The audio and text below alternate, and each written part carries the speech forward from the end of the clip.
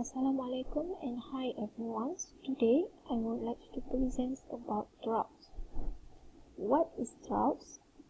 Droughts, as commonly understood, is a condition of climatic dryness that is served enough to reduce soil moisture and water below the minimum necessary for sustaining plants, animals, and human life. Droughts is usually accompanied by harsh, dry wind and may be followed by damaging floods. More socially relevant that technically correct is the definitions used by Ari Taubo Ibrahim, the Minister of Agriculture in Nigeria, who has said that a drought is not as much water as the people needs. The first historical example are Chads in 1970s. Chads are the largest landlocked country of the African Sahel regions, suffered greatly from the prolonged droughts of the 1970s.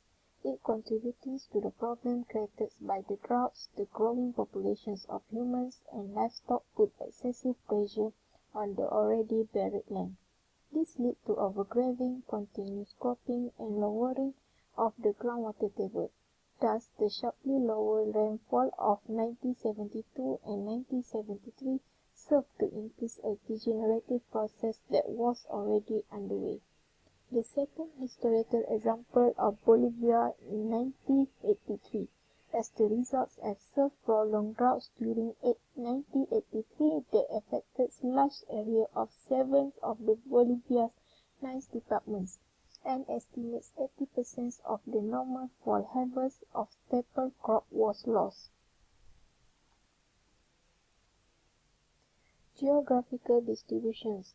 Droughts occur in all of the world continents. In recent decades, the most served and devastating to human populations have been in Africa, perhaps giving the impression that droughts are principally an African problem.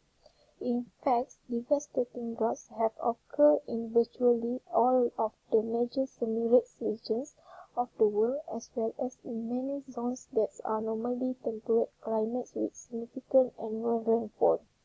In addition, the droughts in the African Sahel, there have recently been major droughts in northern Brazil, Chile, Ethiopia, the Bolivian Altiplano, India, and the Philippines. Causes of droughts. The first causes of droughts is widespread and persistent atmospheric climate area cause subsidence which do not cause precipitations. This area result from the presence of atmospheric circulations which tend to create subsidence in the subtropical latitudes of both hemispheres. The second is localized subsidence induced by mountains, barrier, or other physiographic features.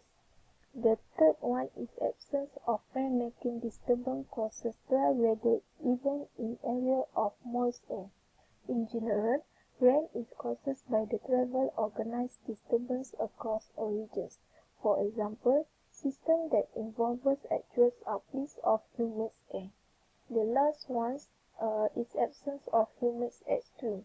The relationship between the water available for precipitations and the precipitations that actually fall by no means simple. As we have just seen, dry weather may be prolonged in the area of high humidity. Impacts of droughts on builds and natural environments. Primary effects of droughts result from a lack of water. As a dry period progresses and water supply dwindles, existing water supply are overtaxed and finally dry up. The primary losses are loss of crops, loss of livestock and other animals, and loss of water for hygienic use and drinking. The secondary effects of droughts follow and result from the primary effects. Secondary effects of droughts also include major ecological change such as increased crop growth, increased flash flooding, and increased wind erosion of soils. Of these, desertification is the most concern. The figures show the normal hydrological balance. Water supply is adequate to meet demands. The community grow and land use intensify. If the droughts happen, the meteorological change reduce rainfall, While urbanizations, overgrazing, reforestation, and farming reduce water retention of the soil. The normal hydrological balance is broken, the topsoil erodes, and the water table is lower, making recovering difficult. Food productions and drinking water are reduced and people might migrate out of the area. The impacts of droughts on developments. The first one is famines. Famine is a disaster that occurs as the result primarily of droughts, but it can also follow windstorms and human-induced such as war and civil strife. Starvation is the result of food shortage. Famines and food emergencies are commonly events, particularly in Africa and Asia. Despite many intense and continual efforts to address the problem, drought-related famines appear to occur with cyclical frequency in many parts of Africa, both along in the edge of deserts in certain rainforest regions. More frequently, famines is predictable. In other words, the creepy onset of crop failure or food emergency is predictable from a series of meteorological, agricultural, political, or economic indicators that may be monitored continuously. This process of famine preparedness through surveillance is a major function of the Food and Agriculture Organization's headquarters in Rome. Disaster plan management. The first one is disaster mitigation strategy. Under disaster mitigation strategy have two types. The first one is risk identification. Risk identification is to reduce the threats of droughts and to lessen their impact should they occur. A number of measures can be taken. The first step in disaster mitigation is to identify areas that are at risk to a drought. In recent years, a large number of studies have identified drought-prone areas. To establish whether an area is drought-prone, individuals can analyze historical records to determine whether or not drought has previously occurred. The second one is land use planning. Another approach to reduce the impacts of droughts on human settlements is to employ land use planning techniques. Land use planning is drought-prone area builds upon the information collected in the risk assessments.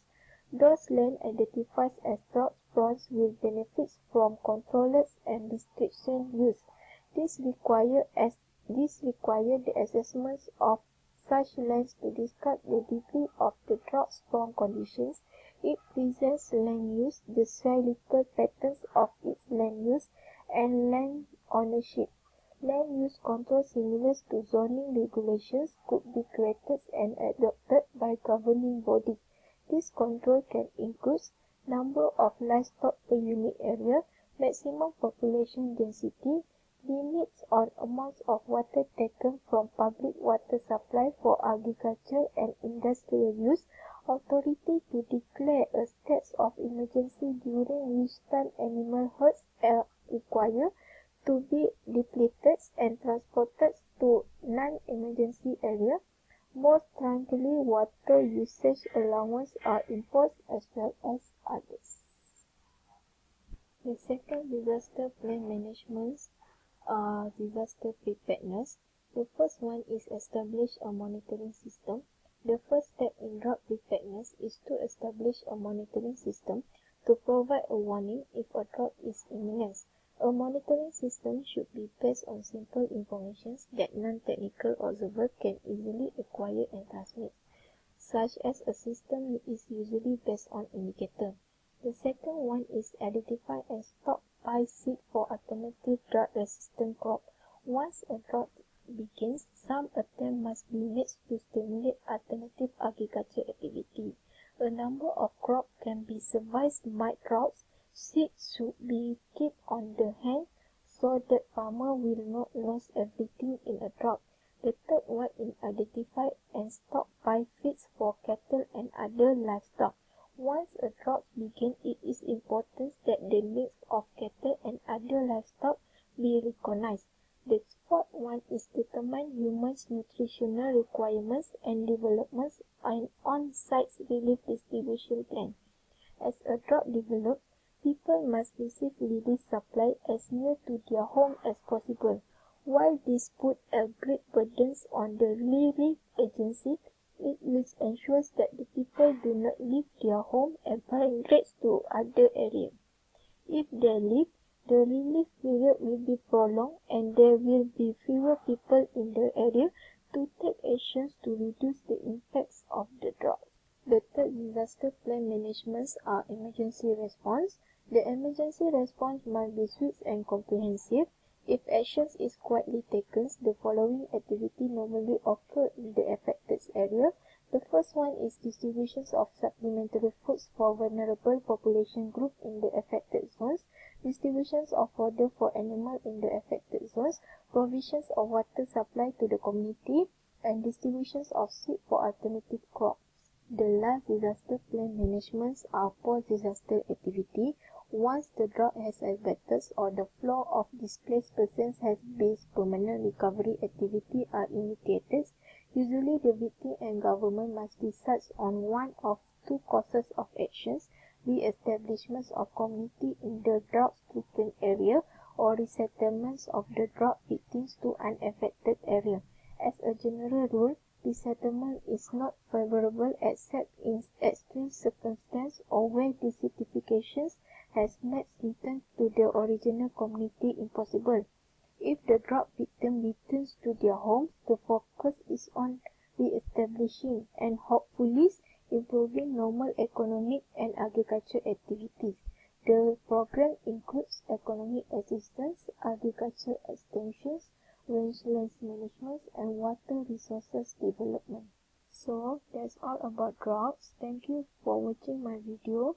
Hope to see you again. Bye bye and Assalamualaikum.